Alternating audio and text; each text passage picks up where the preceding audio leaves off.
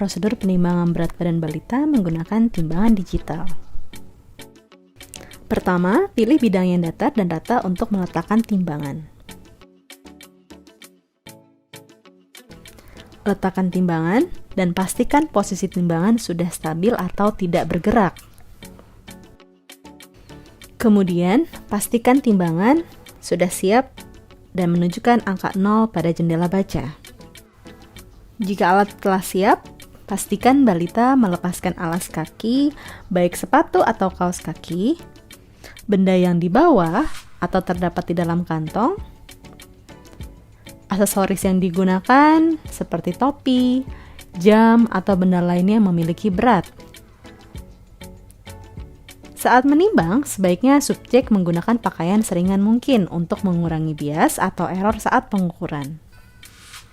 Mengurangi bias atau error saat pengukuran bertujuan untuk menggambarkan berat badan yang sesungguhnya, karena berat badan menggambarkan massa tubuh yang terdiri dari otot, lemak, mineral seperti tulang, dan air yang terdapat di dalam tubuh manusia.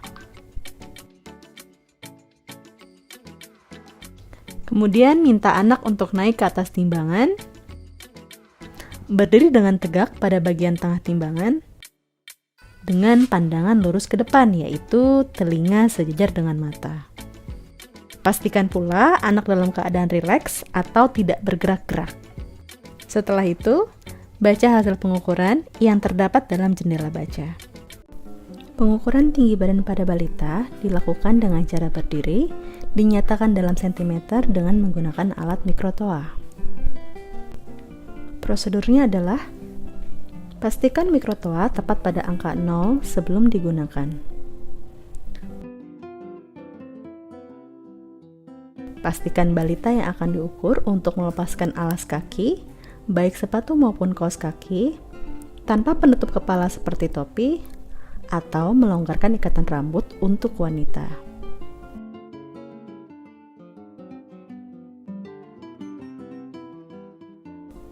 Kemudian, posisikan anak berdiri tegap dengan nyaman tepat di bawah mikrotoa. Arahkan pandangan anak lurus ke depan, yaitu telinga sejajar dengan mata, kedua lengan berada di samping, posisi lutut tegak atau tidak menekuk. Ada 5 titik yang harus diperhatikan dalam pengukuran tinggi badan, yaitu belakang kepala, punggung, bokong, betis, dan tumit menempel pada dinding.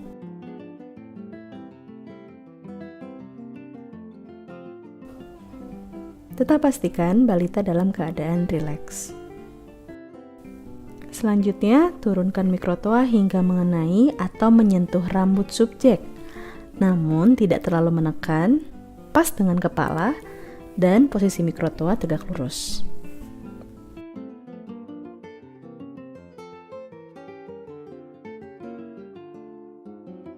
Pastikan kembali ke 5 titik tadi menempel pada dinding sebelum membaca hasil pada jendela baca.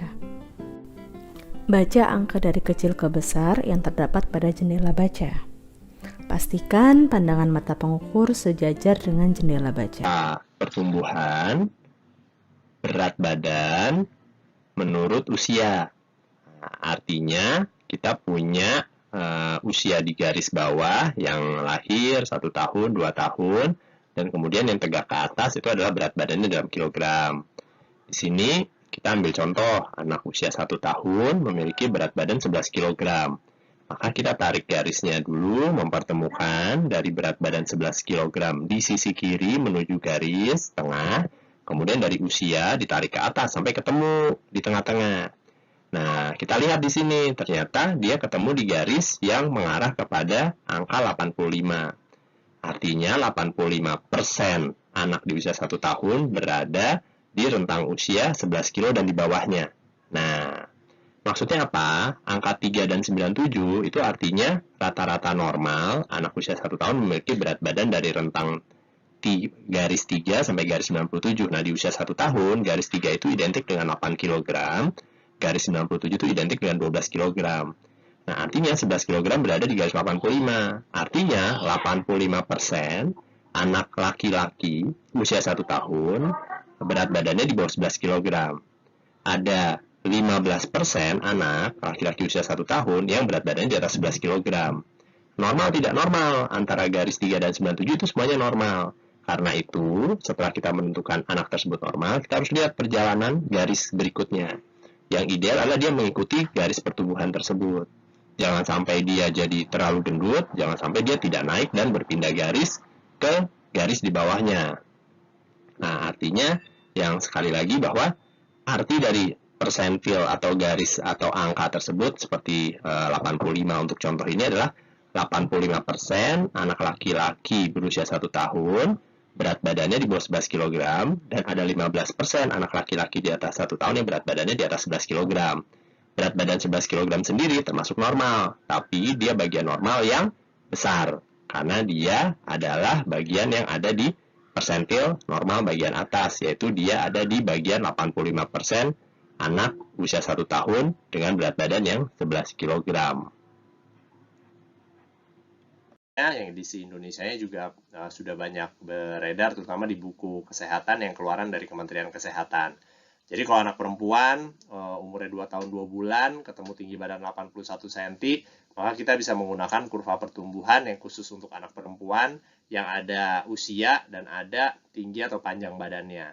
Nah, kurva pertumbuhannya juga ada yang 0 sampai 6 bulan, 0 sampai 2 tahun, yang 0 sampai 5 tahun. Tergantung kita mau pakai yang mana. Intinya adalah pertumbuhan harus diukur sesuai dengan saat kontrol. Jadi nggak cuma sekali aja. Jadi dia perlu beberapa kali biar kita bisa menilai tren pertumbuhannya bagus atau tidak. Yuk kita belajar sama-sama ya. Nah, ini kalau dilihat ada usia dan ada tinggi badan. Jadi Bapak Ibu bisa lihat, tentukan dulu nih. Satu, perempuan berarti pakai yang merah muda, usianya 2 tahun 2 bulan. Ini antara 2 tahun sampai 3 tahun nih, ada tulisannya nih bulannya nih. Jadi satu kotak kecil nih 1 bulan. Jadi kalau 2 tahun 2 bulan, 2 tahun tambah 2 bulan, tarik ke atas sampai ketemu tinggi badannya di mana. Nah, tinggi badan tinggal diurutin di sini. Ini 80 cm, 85, 90. Nah, antara 80 sama 85 ini ada 5 kotak kecil. Jadi satu kotak kecil ini 1 cm. Jadi 81 adalah 80 tambah satu kotak kecil, tarik ke samping kanan sampai ketemu dia dari usia 2 tahun 2 bulan. Ketemu deh. Nah, kita lihat nih ada di persentil berapa. Oh, ternyata dia di persentil 3. Seperti yang saya sampaikan di video sebelumnya, persentil 3 itu artinya 3% anak perempuan usia 2 tahun 2 bulan tuh lebih pendek daripada anak yang saat ini kita ukur nih. Sebut saja namanya Ani, yang sekarang kita ukur. Nah, ada 97% yang tingginya di atas Ani. Nah, jadi kalau diukur saat ini aja, maka Ani sebenarnya normal. Tapi dia berada di kelompok yang pendek sebetulnya, karena dia hanya 3% yang tingginya 81 cm. Ada banyak teman-temannya yang lebih tinggi daripada Ani. Jadi kalau baris, dia paling depan biasanya. Tapi sekali lagi, untuk pertumbuhan kita perlu menilai serial. Jadi harus beberapa tinggi badan dari usia sebelumnya yang kita harus titik-titikkan, kita plot. Jadi kita bisa lihat pertumbuhannya ini normal atau pertumbuhannya menurun. Gitu. Jadi kalau memang dari lahir dia di persentil 3 nggak apa-apa. Tapi kalau dari awal dia dari persentil 50 terus dia menyilang ke bawah, artinya ada perlambatan pertumbuhan. Nah, itu kita harus cari tahu kenapa. Jadi itulah gunanya kurva pertumbuhan untuk mendeteksi secara dini. Gitu. Jadi semoga Bapak Ibu setiap kali anaknya ke dokter harus selalu diplot atau ditandai kurva pertumbuhannya. Dalam hal ini kita lihat kurva pertumbuhan untuk panjang atau tinggi badan menurut usia untuk anak perempuan. Oke, nanti kita... Ini adalah tabel standar antropometri berat badan menurut umur dari 0 sampai 60 bulan. Nah, yang warna merah tua ini melambangkan gizi buruk dan yang warna merah muda ini melambangkan gizi kurang, dan yang warna kuning ini melambangkan gizi lebih, dan yang warna hijau ini melambangkan gizi normal. Nah, ini yang negatif 3 SD, negatif 2 SD, dan negatif 1 SD apabila berat badan seseorang lebih kecil dari median, maka kita akan mengambil hasil dari negatif 1 SD. Nah, apabila berat badan kita lebih besar daripada median, maka kita ambil dari positif 1 SD, 2 SD maupun 3 SD. Nah, ini tabel standar antropometri PB per U usia 0 sampai 24 bulan. Ini standar tinggi badan menurut umur 24 sampai 60 bulan. Ini tabel berat badan per panjang badan atau berat badan per tinggi badan menurut 0 sampai 24 bulan. Ini tabel berat badan per tinggi badan dari usia 24 sampai 60 bulan. Ini EMT menurut umur dari 0 sampai 24 bulan. Ini tabel-tabel ini standar antropometri untuk laki-laki. Nah, ini untuk perempuan tabel berat badan menurut umur usia 0 sampai 60. Nah, ini tabel PB per U untuk usia perempuan 0 sampai 20. Ini tabel TB per U usia anak perempuan 24 sampai 60 bulan. Ini tabel BB per PB usia anak perempuan 0 sampai 24 bulan. Nah, ini tabel BB per TB usia perempuan 24 sampai 60 bulan. Ini tabel indeks massa tubuh menurut umur usia anak perempuan 0 sampai 24 bulan dan sampai 60 bulan.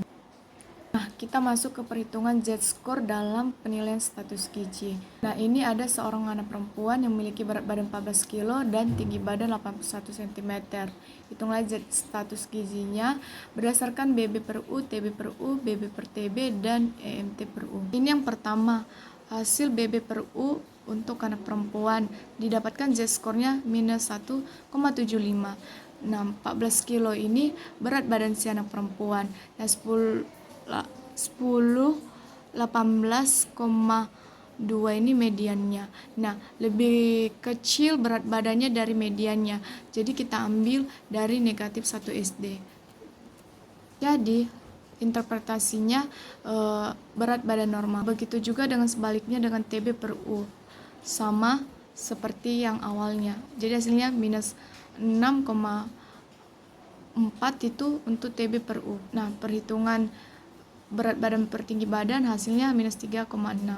EMT per U-nya mendapatkan hasil minus 3,89.